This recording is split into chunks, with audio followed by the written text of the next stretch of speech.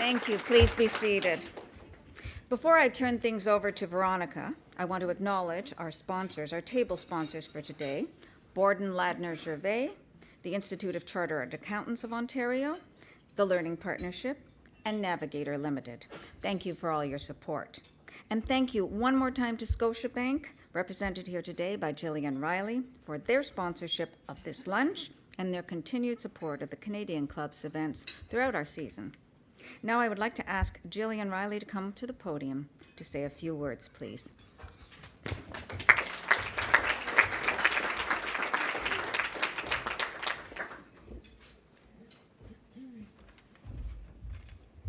Thank you very much, Helen, and good afternoon, everyone.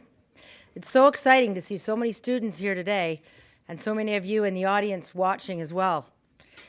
Scotiabank has been a proud supporter of Take Our Kids to Work Day since it was just a pilot project in 1994. Imagine 25 years ago this started. Many of you were just newborn babies. Since then, you've grown, and so has this program. And I can tell you it's a very popular event at Scotiabank. There are Scotiabankers that I see here today in the audience and at the offices. It's a great opportunity to learn about what goes on in different environments and go to the office with your parents for the day. I'm very excited for next year when my daughter is able to come to the office for the day, but I know she'd be more excited to be at an event like this one and hear from such exciting panelists. Personally, I'm inspired just talking with them at the head table, and I'm sure you will be when you hear from them in a few moments. This year, to celebrate the 15th anniversary of Scotiabank Take Your Kids to Work Day, Scotiabank and the Learning Partnership launched a national online challenge called the Ultimate Dream Job Photo Contest, and I know Veronica will speak about it in a little bit. But the response was tremendous, and the winner was chosen, a grade 9 student from Alberta, and if you can believe it, she is spending the day with Stephen Harper up in Ottawa in the House of Commons. So next year, you could aspire to this yourself. As a high school student, I remember my parents and my teachers always telling me that things were different in the real world, and I never really knew what that meant. What was the real world? Hopefully today you'll get the chance to see what life is like in the real world. And as I say, don't believe everything you hear today. It's sometimes better and it's sometimes a little worse. I hope you'll enjoy your experiences, and I hope you'll hear some great things from some very interesting people today and learn about what they do. These are some great volunteers that will share your experiences today, and I know you'll find it very exciting. I would like to thank the Canadian Club of Toronto and the Learning Partnership for hosting the luncheon. On behalf of Scotiabank, thanks for coming, and I really hope you enjoy the rest of your day. It's a great opportunity.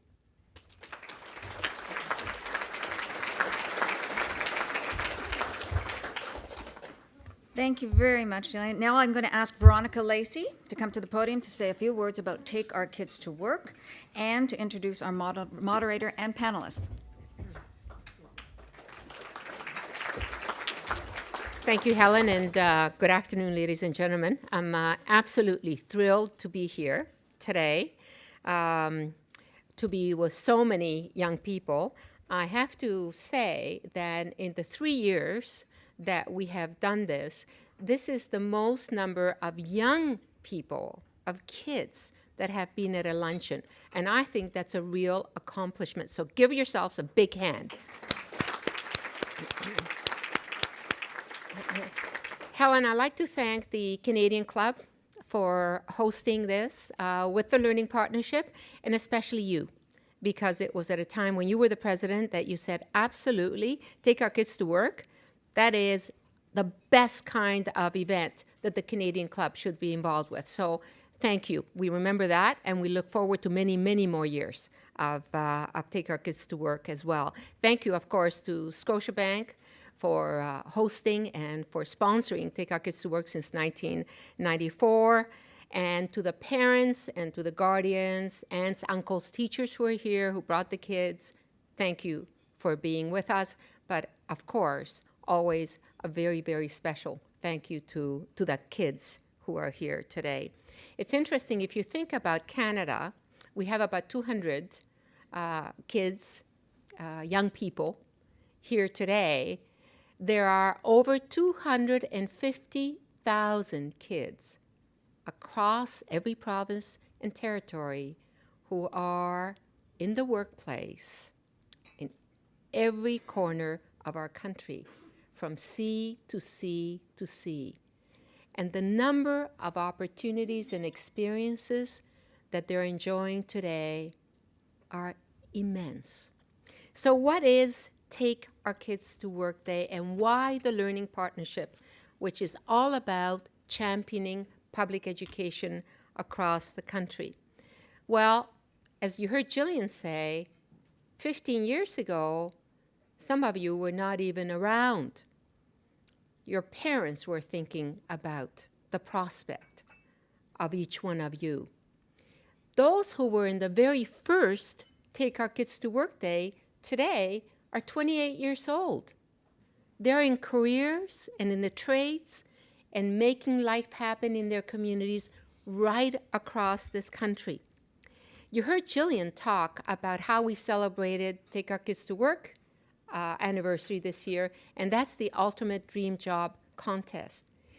In less than 6 weeks, we had over 17,000 grade 9 kids submit a photograph of their dream job.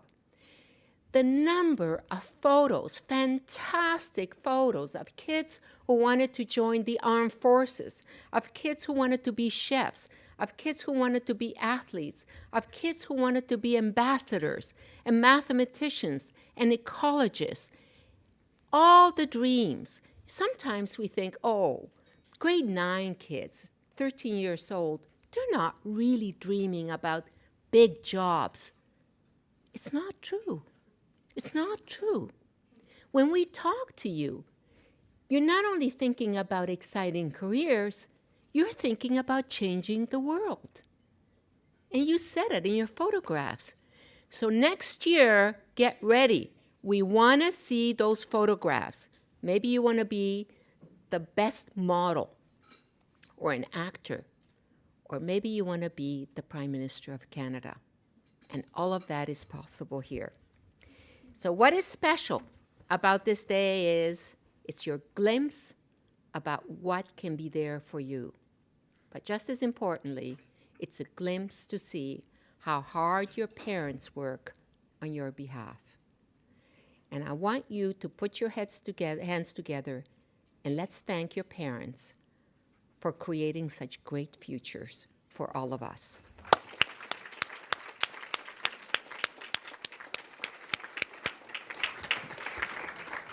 Today, you're going to hear from 3 great Canadians who have their dream jobs, or maybe not. So you will hear today. We're getting into it already. The 3 panelists today are Chief Warrant Officer Stuart Hartnell with the Canadian Armed Forces, Kimberly Newport-Mimran, the co-founder and president and head designer of Pink Tartan, and Adrian Pee-wee Smith, former cornerback for the Toronto Argonauts and 3-time Grey Cup champion. Afterwards, if you really, really are in good luck, you're going to see his ring. Pretty exciting. Of course, yes. We have again with us this year Mirella Fernandez, whom you all know from City News and where she has worked since 1998. Ladies and gentlemen, after the panel, it will be your time to ask those important questions. So again, put your hands together and welcome our tremendous panel this afternoon.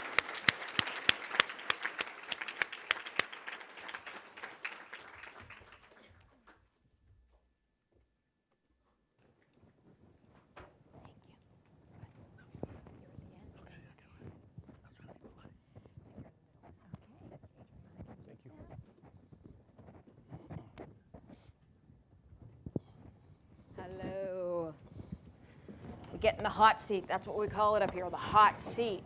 So we are here to answer your questions, whatever they are, about our jobs. You're going to get the inside scoop, so to say, on what our jobs are about, what we do, what's hard about it, what's easy about it, what we love, what we hate, because there are things we hate.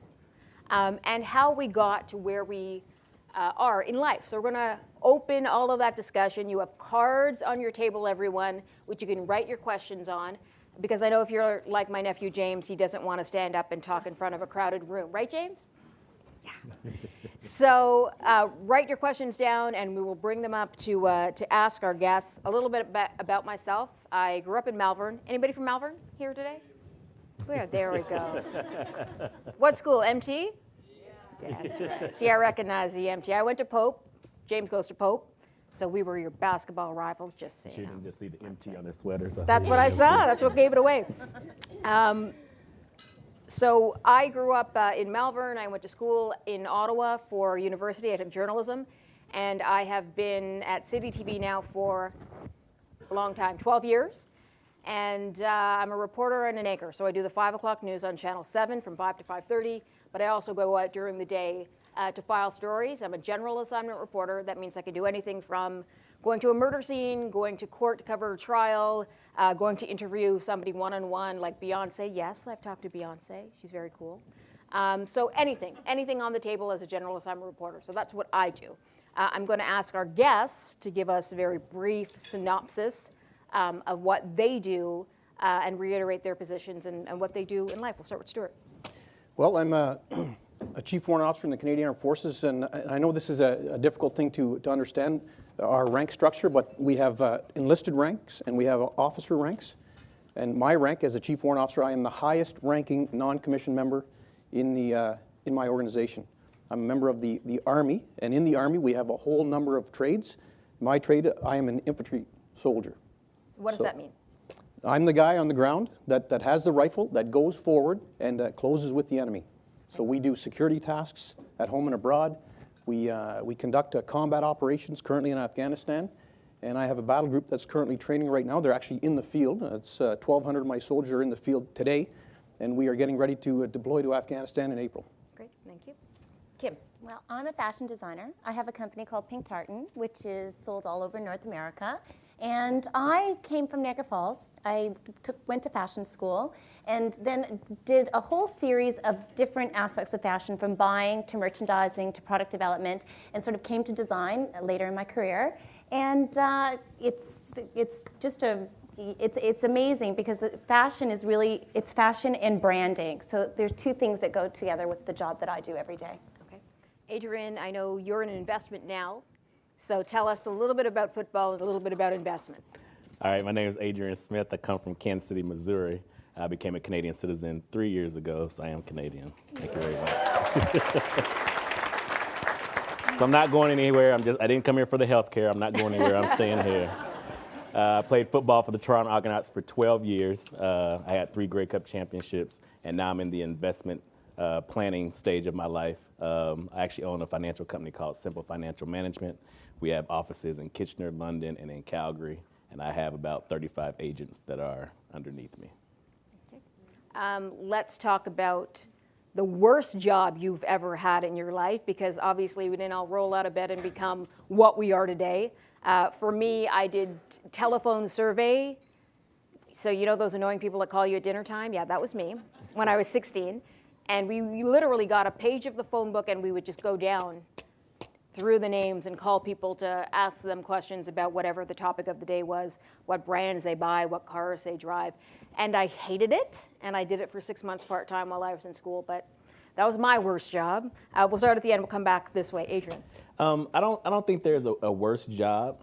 I think that's just the jobs you don't like. Obviously, I think jobs shape you and they mold you, and it helps you understand yourself better, right? And what I mean by that, it helps you understand what you probably don't want to do for the rest of your life, or it can help shape you and understand what you want to do for the rest of your life. So I would say my 2 jobs that shaped me, which made me understand what I didn't want to do, was moving furniture in a warehouse. And the one before that, when I was in high school, I worked for 2 years at Wendy's. Oh, yeah. And I worked the morning shift. And how many double bacon cheeseburgers did you eat in those 2 years? You know what? I ate a whole lot of them, but my metabolism could handle it. Oh, wow, there we go. Kim. Well, I agree. You know, it's really interesting that a job does, you take something from every job that you have in life. And one of my first jobs, I wanted to be a buyer. So I went and worked in the buying office for the Hudson's Bay Company. And I hated it. I had to sit down and do numbers. I did assortment plans. I worked on, you know, allocating the clothing out to all the stores. What I didn't know is that it was much like the wax on, wax off in the Karate Kid. I learned the fundamentals of a buying plan. And I go and deal with Saks Fifth Avenue, Neiman Marcus. I not only understand how to buying plan, I actually did them. So it really was a boring job for about 2 years of my life, but it gave me so much knowledge that I didn't even know I needed. I wanted to move on to something else.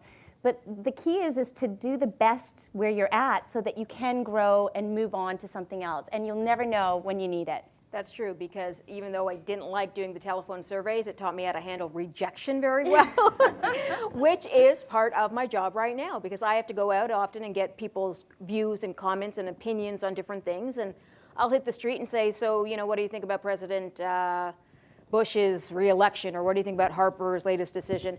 And a lot of people don't want to talk to you. And they walk by, they brush by you, and you get a lot of rejection coming your way. And that was one of the things I learned doing telephone sales, was how to not take it personally when somebody hangs up the phone on you or walks away from you when you want to talk to them. Sir. Well, it's a little difficult for me because I've been a professional soldier for 24 years. So for me to reflect back on some of those jobs is a little bit of a challenge. But I would say probably the fast food industry is the same sort of thing. I did that when I was in high school. And while it was probably not the most pleasant job, it certainly opened my eyes to the freedom that making money gave me. And it gave me that ability to save and to gather funds so that I could get things that I desired. So it also was a great learning experience for me. Let's talk about the challenges of the jobs, because every job comes with hidden challenges, things you didn't know that you would have to deal with when you got into the industry. We're going to start with Kim. Well, I have to say the fashion industry is very challenging. It is not for the lighthearted at all. It's uber competitive. So you're dealing with, you know, anybody who has a sewing machine is your competitor. So it's really about having a focus, passionately doing what you love. And I think that, you know, when you're in a career, there are a lot of hard things. There's the financing part of it, which is difficult. You need to understand that part. It's the creative part, to having the ability to be creative and to bring in creative talent and market it. So with a fashion line, there's so many attributes to get you there. It's not just designing clothing. It's really, there's so much a part of going into each collection. And in fashion, it moves very, very, very fast. So you always have to be, I'm designing for fall 2010 right now. I just showed my spring collection, but that has to go into production. So it's amazing that all the stages that you have to go through. Okay, Adrian. Being a professional football player, people just think that you go out on the field, you run around, you hit somebody, you throw a ball, you catch a ball, you score a touchdown, and you win games. And it's really not that easy. There's a lot of film study involved. We have different opponents each and every week, so we have to study the other opponent and see what their nuances are and see the things that they do and don't do that we can try to get an advantage on. The coach gives out a game plan each and every week, and we have to follow our game plan. You're lifting weights throughout the week, throughout the day. In the off season, you know, you're getting up at 7 o'clock in the morning and doing workouts too. So you always have to keep your body in shape. But I think the thing that kept me most on my toes is each and every year, there's 10,000 kids graduating from a U.S. or Canadian college or university who's coming to take your job. And you have to prove yourself each and every week, or else you won't have a job. And like I was talking at my table, the average lifespan of a football player is 2.5 years. So you all might think about the Dan Marinos, the Jerry Rices, the Pinball Clemens, the Damon Allens, who's played for 12 to 20 years, but that's less than 2% of all the football players in the National Football League and Canadian Football League. There's all those guys in between that only make it 2.5 years. So those guys will come to take my job each and every year, so I had to fight a little bit extra harder to keep my job. Something you might not realize, and we were talking a little bit about this earlier, the real world was the competitive nature of what we do. So even in my job, I'm not just going out and doing a story and anchoring a show at the end of the day. We're watching everybody else at 6 o'clock to see what they got on the same story. And if they got something that I didn't get, I have to explain to my bosses why they have that and I didn't have it, or why I chose to leave that out of my story. The way I describe it is it's kind of like running a marathon every single day, and you don't know who wins until the end of the day when you watch all the newscasts and see who's got the best stuff. Because same thing, if I'm not consistently getting the best stuff, or I'm not up there, there's always somebody else who's going to walk in the door who's going to work twice as hard to get the best stuff. So you got to keep that in mind. Stuart. There are many frustrating things that I deal with on a daily basis. I'll talk about two of them. The first one is with 1,200 people, you deal with a lot of personal issues. And probably it's very frustrating for me when I get these young people that make mistakes, and they make mistakes over and over again, and we end up processing them out of the military. It's very disheartening, but like all people, you cannot just tell them what is right and wrong. They have to learn for themselves. But without doubt, the most difficult days that I have ever experienced in the military is when I deal with the families of my fallen comrades. Okay. When I have to go to their houses and tell them that their loved one has passed away or died somewhere on an operation. Yeah.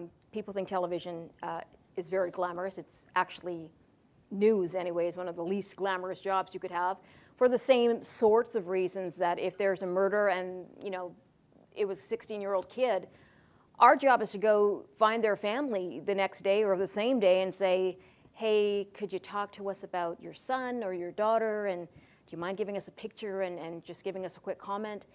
And it breaks your heart every single time you do it. I mean, I've been around long enough to have done it dozens of times, but every single time you feel terrible doing that knock on the door, but that's my job. Obviously, it's not the best part of my job, but it's still my job, and I still have to do it. So one of those things to keep in mind as well. We talked a little bit about skills while we were talking about what your jobs are, but if you can just run through maybe the top 3 things you need to do, or the skills you need to have to do your jobs, and Stuart, we'll start with you. Well, that's a fairly difficult question. Yeah. We didn't say they were going to be easy. No. In my current job, I guess there are a few things that I do. One of those things is to, I'm the advisor to my commanding officer, who is the man who's actually in charge of all the people in the battle group. I man the battle group, so I decide who works where. I make sure the leaders in the battle group get all the requisite training that they require and that they need for their jobs and their jobs deployed. For jobs, we have many different specialties that the military is broken down into. For me, probably the most glamorous jobs, which I think you will probably all understand and recognize, are I'm a master sniper, I'm a paratrooper, I'm a man tracker, I'm a mountain climber. So these are the kind of things that the military requires, the skill sets that we require every time we deploy troops abroad. Okay. Kim. Well, can you ask me the question? Yes, skills. What are the okay. kind of skills, if you were to pick sort of the top 3 things you need to have? Creativity, I imagine, I would be a started big going one off for with yours. the man tracking. Yeah, I know, it's was you're a like, man oh, tracker. Oh, wow, no, I don't have any of those skills. Let me tell you. Wow. Well, in fashion design, and you know, it's running a business. You know, I run a business that is fashion, so it's really there are different things that you need to know. One of them in the design aspect of what I do is technical skills.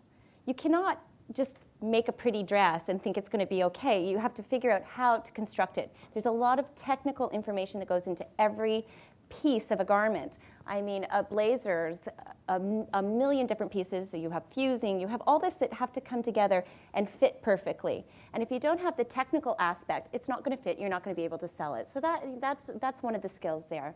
The other one is management, getting everybody in the whole company to like want the same things. And you know, people are in it for different reasons, and you get a lot of personalities. And it's to build a culture where the management, that everybody's they're rowing the boat in the same way. I mean, if you start having oars going in all different ways, you can't get to your end destination very easily.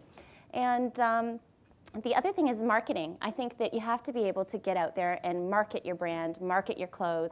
So there's really 3 separate skills there that I think have to come together to really work in my business. That's talking about team building is what you're talking about. And I imagine there's a lot of focus on team building in a football team. You took the words right out of my mouth. The first thing is team. Obviously, you play on a team playing football, and working well with others is in that team aspect. So I worked next to another guy who played the same position as I did, and we have to be on the same page as we're playing together. So we have to be able to understand what each other's jobs is, and I have to do my job. Because if I don't do my job, then it's going to impact on him doing his job, and vice versa. So you have to be able to work within the constructs of a team. Also, you got to be able to communicate. You know, if they call it defense, they call it a defense called Sam Quad Go, then I have to understand that within that defense, when I communicate that to the guy next to me, he has to know he's relying on me to give him the correct call, and I'm relying on him to give me the correct call.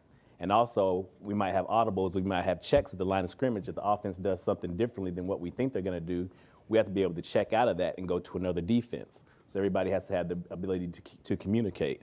Another thing is, I don't know if this is a skill or not, but I have to be able to have a short memory in my field, in my position. Because if a defensive lineman misses a tackle, who's behind him? The linebackers are behind him, so the linebackers will make the tackle. If the linebackers miss a tackle, who's behind them? The defensive backs will make the tackle. Now, if I don't make the tackle or I don't make the play, what's behind me? The end zone. And so if I get scored on, everybody in the stands is going to know whose fault that was. So I have to be able to have a short memory and get that out my mind and go on to the next play. So those are my 3 skills. Good point. We have a question here from Patricia. She says, I think this is a really good question. Would you like to see your child, if you have a child, do the same job that you are doing right now, knowing its highs and knowing its lows? And let's start with Kim. Well, I do have a daughter that loves creative, and I think she would like to do it. There's so much to learn, and you always want to fast track and help your kids because you want to, give them a jump start on all your learning and what you've put into it. And I've learned a lot the hard way. I have to tell you, you do it because you take risks and make mistakes. I would love Jackie to do anything that she'd be happy doing. I would hope that she would take some of Mom's advice as she goes through it. But you know what? Everybody has to sort of, make their own decisions because we're all individuals. But you'd be okay with her choosing I would fashion be design? Anything she'd like to do, as long as she's passionate and happy to do it. Okay. Stuart. It's the one thing that I dread, I suppose, more than anything else is for my son to want to follow in my footsteps just because I realize how dangerous it is. Okay. Everything I do is lethal. And I've had many, many close calls. Certainly, I would be very proud of him if he decided to join the Canadian Armed Forces in any capacity, but it's one of those things I do not want him to join because of me. I want him to join because it is what he wants to do. But you would worry. I would definitely worry. The anxiety level would sort of just definitely. Head right My up 2 there. girls are off on university, so that this is not the path they've chosen. Now I have one more that I have to watch out for. Okay, Adrian.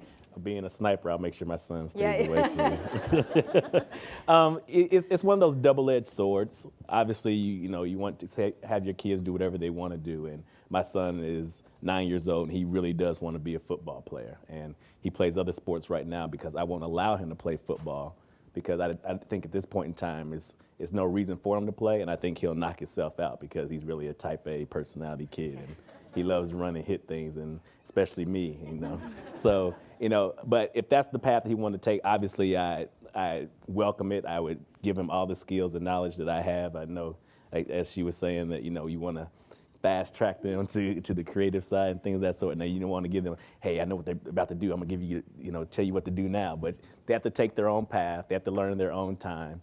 But I would definitely not have an issue with them playing football. But I would have the anxiety, as he said, just watch them on the football field and, knowing how reckless he is, he'll probably kill himself doing that. Next question comes from Emma. She said, when you started out, were there days when you thought, this is not the right career for me? Good question, and I've had many of those days. Put that cell phone off. My job is very deadline oriented, and the turnaround is very quick, and there's a lot of pressure in what we do. So I, very early on in my career, had many times when I thought, well, I have to find something else to do because I can't do this. And, you know, kept coming to work the next day and kept coming to work the next day, and it got better and it got better. But I to this day, still have very bad days where I'm like, why do I do this for a living? Takes a lot out of me, and it's that hard. And I always tell people who are thinking of going into my business to really think about it, talk to somebody who's in it, because it's a very, very difficult business and not what it seems to be at 5 o'clock or whenever we're on. There's so much more to it. But have you ever had those moments? Let's start with Adrian and move in. I knew from a young age that I wanted to play sports. I knew that. And my first love was baseball. My goal in life was to beat Ricky Henderson's stolen base record, 135 stolen bases in a year. So I knew exactly what I wanted to do. Football was a total accident, got tricked by a friend, played it my last year in high school and ended up being halfway decent out of it and made a career out of it. But there was never any doubt in my mind that I wanted to play some sport, and I knew what I wanted to do. Did I ever have days that I wanted to quit? Absolutely. When it was minus 12 degrees outside, out in Saskatchewan, and we weren't playing in the Dome in Toronto, I asked myself, what are you doing out in this cold weather playing this sport? The other time was I had broke my thumb, and I had wrapped it up. I had a half cast on it. And the second play of the game, Eric Lapointe runs around the end, and I have to make the tackle. Well, obviously, I made the tackle, but the shock and the sting that went through my arm from my broken thumb, I looked to the sideline for about half a second and saw if anybody was there that could take my place for the rest of the game. Nobody was there, so I had to continue on with a broken thumb. Yeah. So yes, those are only 2 times I wanted to quit my sport. Kim. Well, you know, there's so much as you develop your career, and I think everyone gets to the point where, you know, you picture yourself doing something else, but it's a fleeting moment for me. I've been like, oh, I can't deal with this. Also, too, when you go to put yourself out there, I do a fashion show, so I put myself out to the critics, and I think, you know, sometimes the critics are not so nice to you, and you just think, oh, why am I doing this? I'm working so hard. I'm trying so hard, and you know, to get any kind of not getting the love back. Well, in fashion, it comes and goes. So, thank goodness our last one we got a lot of love. But I've had 1 or 2 that does it, and you just think, oh, I'm doing all this, and I'm trying so hard, and you know, I'm not getting the love. So you think maybe I should be doing something else. But no, I have a passion for what I do, and those moments are few and far between. Thank goodness. Okay, Stuart. I also have been very fortunate. When I joined the military, I was 21 years old, so I'd worked a number of jobs preceding that, and I knew as soon as I joined the military and I started my training that this was it. Wow. That I was where I was supposed to be, and I have never looked back. Follow-up question to that, I guess, and this is from Tasvia. How do you handle stress? What do you do to deal with the stress of your job? Let's start with Kim. I meditate. Or I try. I really, really, really try to. I think it's important to manage stresses, and we had this conversation about being physically active. I think you have to be fit physically to able to handle the amount of stress that comes from running a business. And so that's sort of, I try to relax, I try to exercise, and I try to take everything as it comes and not let it build up. Okay, Stuart? The exact same thing. I mean, fitness is the key to life. I mean, it's a lifestyle. To be fit will improve you in so many ways that you don't realize. And I think that's one of the reasons why we force fitness in the military, is that it does automatically decrease that whole level of stress. However, there are times when you cannot decrease that level of stress, and you just have to muscle through it. For example, during combat operations, there is no way that you can de-stress yourself. It is one of those things you just have to learn how it affects you, how you are going to deal with it, and how you are going to get your objective completed. Okay, Adrian? You know, I'm pretty much an even keel type of guy. I really don't get too high or too low. So, I mean, stress enters your life, but it's just all about how you deal with it. And fitness has been mentioned, and obviously that's one of the ways to do it. But you know what the easiest way to deal with stress is? Smile. See, when you laugh, all that stress level just automatically goes all the way away from you. So, you know, it might not be funny at the time, but you know what? you smile about it, you laugh about it, you move on. It makes you feel a whole lot better. See, I wish I could do that. I don't. I'm one of those people get all tense when I get stressed out, and then I pop, and then yeah, it's not so good. But over the years, I've learned not so much to smile, because I wish I could, but to actually just realize that this too shall pass.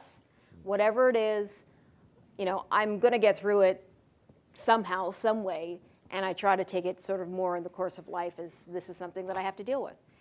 But for me, it was a learned lesson. It was something I really had to put my mind to and put my energy to handle the stress of my job.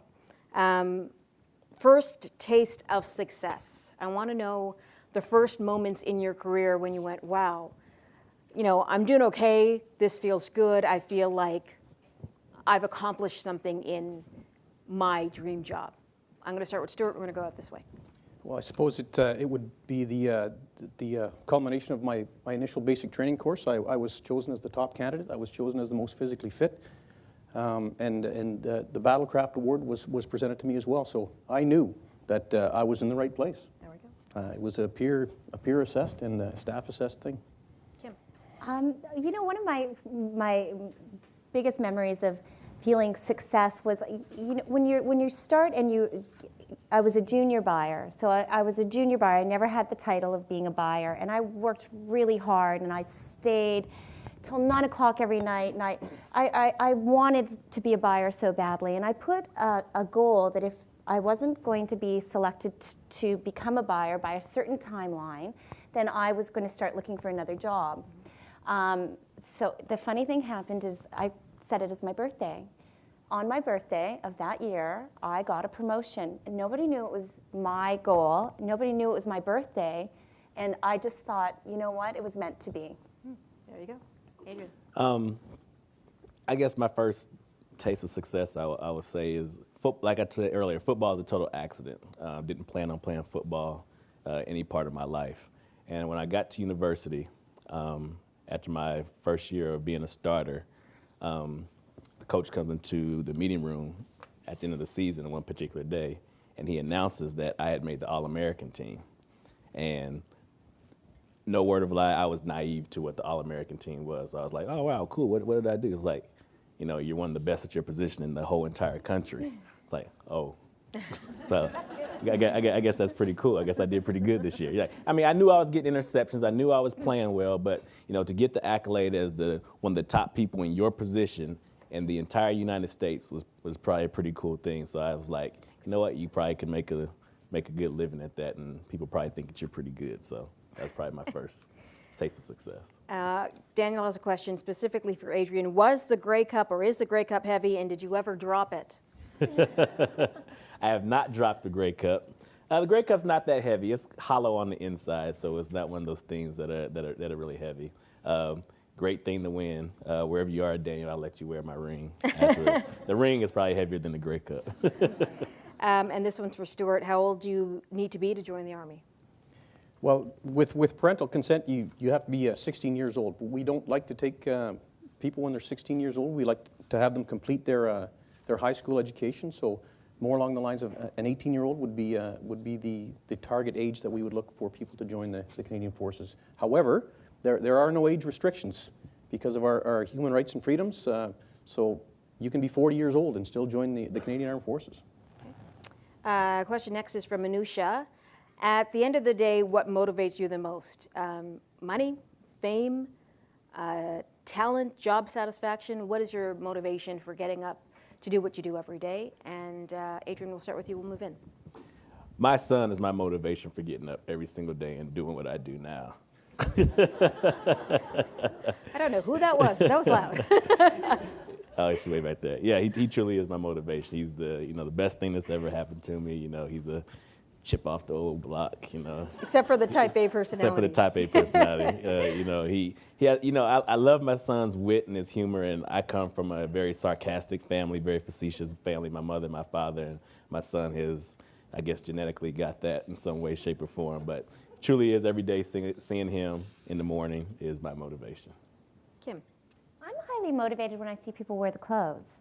when I see women walking down the street wearing my product, that's where I get the greatest job satisfaction. Okay, Stuart?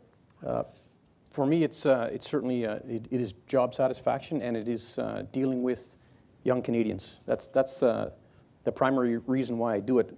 But if that is my motivation, certainly my family is the strength behind that motivation, because I have a very solid family and I never have to worry about them. Okay. For me, it's storytelling. I love telling people stories, and that's the way I look at my job every day. Is I get up and I go somewhere, and at the end of the day, my job is to tell you, because you couldn't be there yourself, what happened at this particular event today, so that you get an understanding of why it's important and why you need to know about it, and hopefully I can lay it out to you in a way that you're going to go, okay, I get it. I'm up to speed now on what happened at the murder trial of so-and-so today. I've always enjoyed telling stories, the truthful kind, and so that's what I do. Conflict resolution, dealing with the personalities. You know, most of you're on a team, you're a team leader. You've got how many men under you, men and women, 1,200? Got to be a lot of personalities, got to be a lot of high stress, decisions that have to be made. How do you, or what is your philosophy around dealing with conflict? Kim, I'm going to start with you. Well, I don't like conflict, so I try to deal with it as soon as it arises, because if you let conflict sort of grow, it becomes a big ugly monster. So how I deal with it is to deal with it straight on, as quickly as possible, and be open-minded. I think you have to be open-minded to listen, but and to formulate how you're going to resolve the conflict. So a fast resolve is always the best way for me. Okay, Stuart? Well, with us, clearly, because of the number of people that we deal with, conflict resolution is a huge issue, and we actually take formal courses in how to deal with any type of conflict in the workplace, and we deal with it at the lowest level possible. If the lowest level possible cannot resolve it, then it's moved up in the chain of command. So then more people are brought in who are aware of it, who have more powers of authority. And ultimately, with the military, we have the Code of Service Discipline and the military justice system, which can resolve a lot of these things. In fact, the commanding officer can imprison people. Adrian?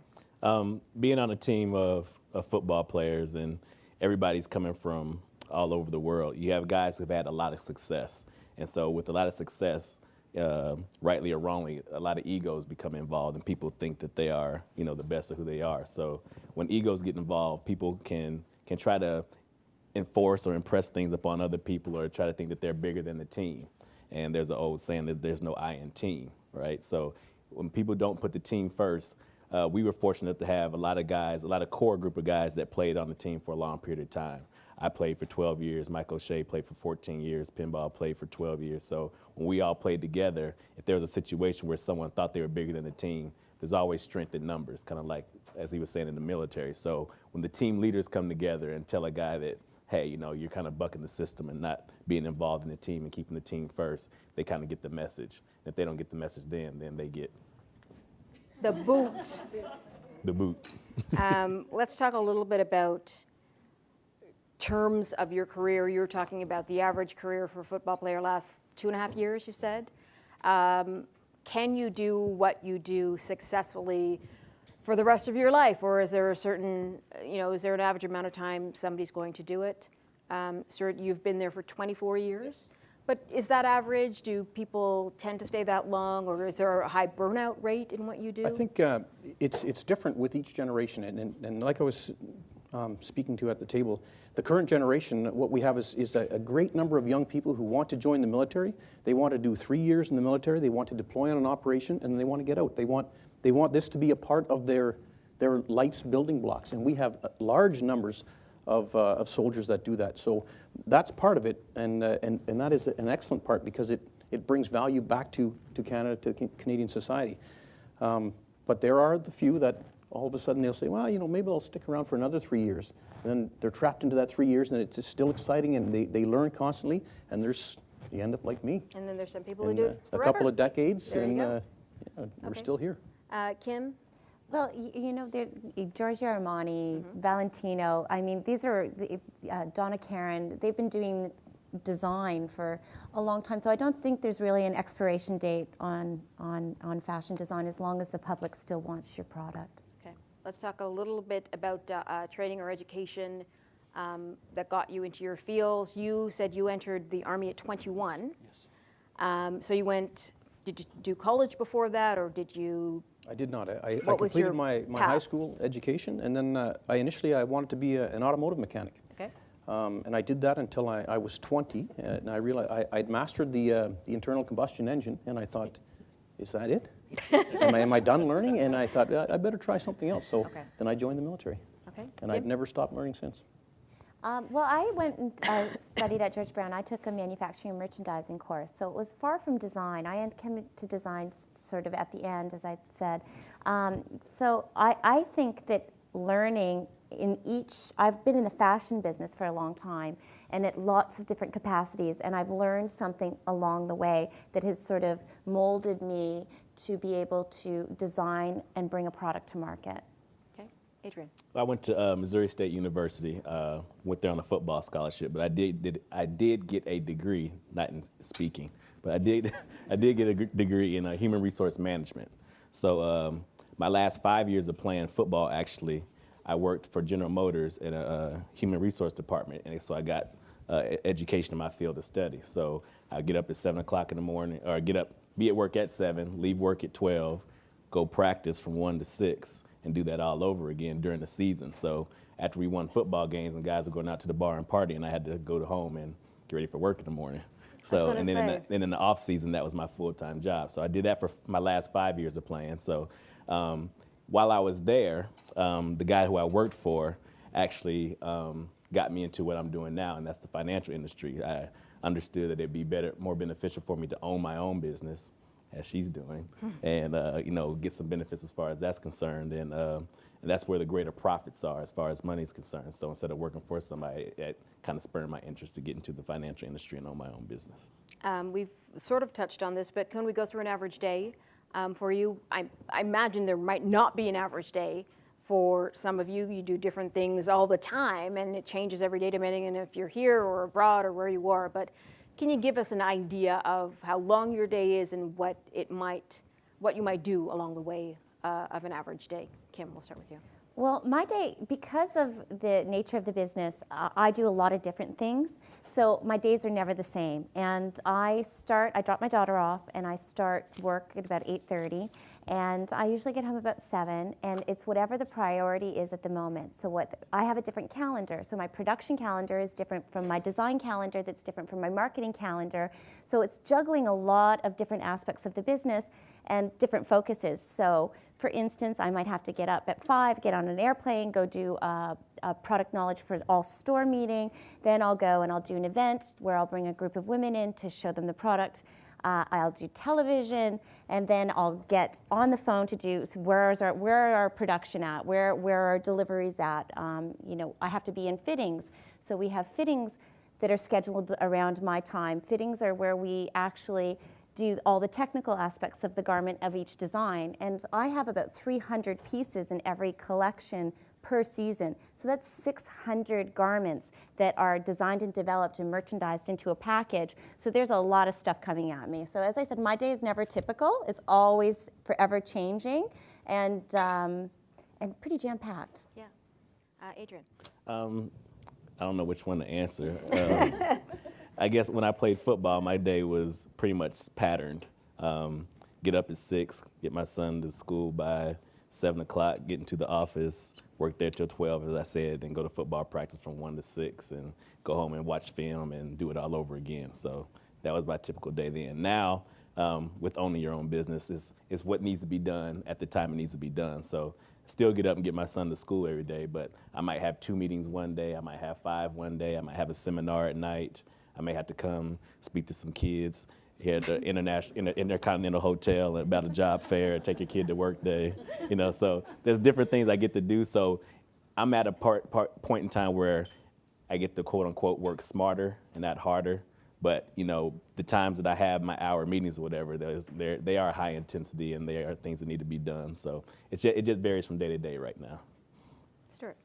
There really is no typical day in the military. I mean, it depends on where exactly I'm working at a given time. If I'm working with the institutional army, I could very well have an office job. I could show up at 8 o'clock in the morning and be home by 16:30. But in the job I'm currently 4:30 for everybody else. That was military time. But the job that I'm currently in, I mean, you could see I could show up at work at 5 in the morning and work until 2000 or 2100, 9 o'clock at night. Or we could deploy to the field for 2 months at a time and live in the field. So there really is no set pattern to my particular job, my rank or my position. And change is what keeps it interesting sometimes. Absolutely. We are wrapping up, so can I get a big round of applause, please, for our panelists today?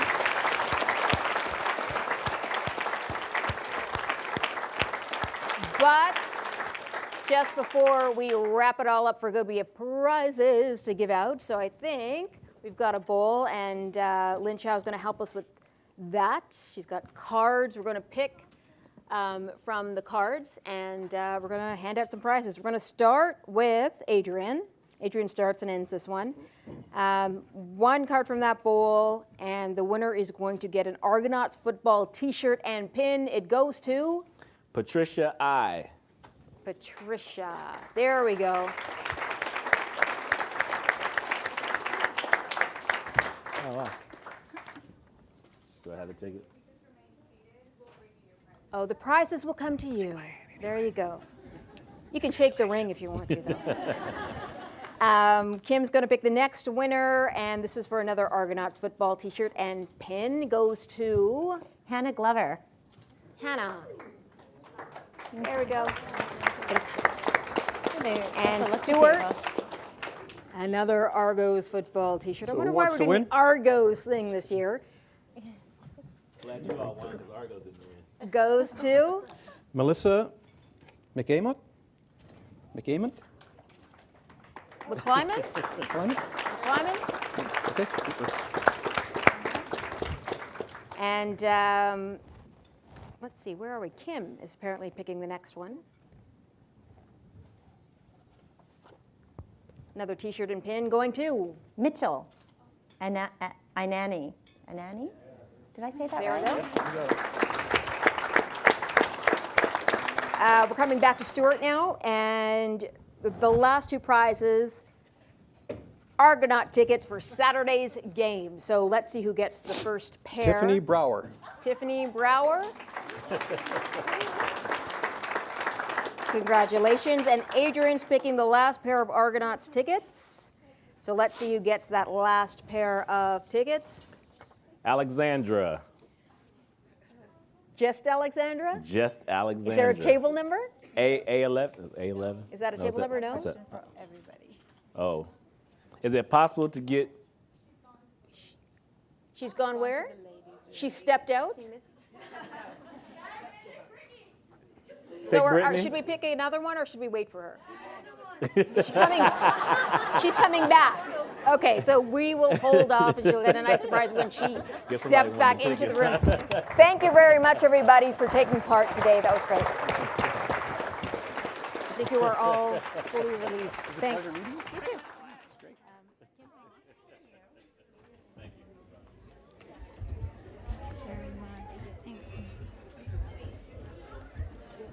Well, thank you again to all of our panel for giving us some great insights into your exciting and varied careers. I can tell by the buzz in the room that you've really touched a lot of nerves, the right ones, and people are excited by what they heard. The very wise and ancient philosopher Confucius, whose fortune cookies you've all read, once said, "Choose a job you love and you will never have to work a day in your life." And I'm sure that all of our panelists and our moderator could say the very same thing about what they do. It sounds like something that each of our guests could say, but obviously something that everybody in this room would want to aspire to someday, to have jobs that they love, and as Kimberly said, to be passionate about. And so let's give them a final round of applause and thanks.